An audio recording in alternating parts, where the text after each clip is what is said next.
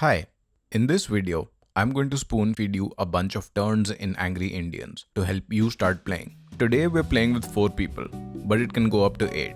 Before you start, I recommend you first watch the detailed tutorial of the game mechanics here, otherwise this video is just going to be confusing for you. To begin setup, you shuffle the respective attack and member decks like it's your job. Then everybody gets 3 random member cards face down and 5 attack cards for their eyes only. Everybody looks at their hands and then, with their butts clenched, flips their member cards for everybody to see. It's common courtesy to vertically orient your members upside down so that everybody else can see, or don't if you're just a prick. The attack card deck is split in 2 and put in the center. We're ready to start playing. Remember, everybody gets 2 actions per turn, which they must play, and they must always have 5 attack cards in hand. And anybody can deal really. You're old enough to decide all this. So player A starts, because he's the oldest and the U member card didn't get dealt.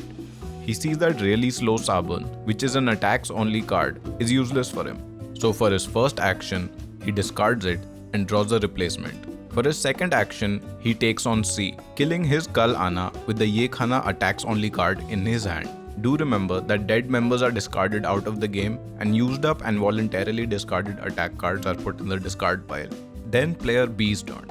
He's a dumb savage who likes to make enemies, so he decides to hit A with a solid gang up of CID and EOD Chai Ki Chuski. He attacks A's hunger. C's turn. She first hits D with a little damage, but D happens to have a revenge card, which is an on attack card. So D takes revenge, which isn't counted as a turn because it's on attack.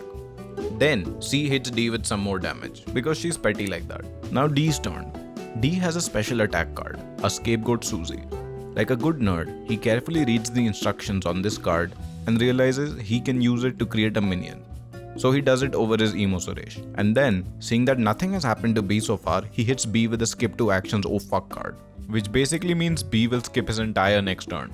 So we've completed a round of the game. This should be good enough for you. But as a bonus, I'll show you A's next turn too because I'm a nice person. So A2 feels like B deserves more of a beating even though D has a higher total party health, which he hasn't bothered to keep track of because he sucks. So first he hits B's man spreader with his bekar naya budget. And then feeling smart, tired, hungry but mostly smart, he places a Pondi trip immunity on his influencer to save this card from any damage till the next round. So that's it folks, that's about how slow and detailed I can get for you. You'll have to excuse my passive aggression, but I'm sure you'll be fine. So have fun playing y'all. Remember what Dadaji said, sabki card maar do.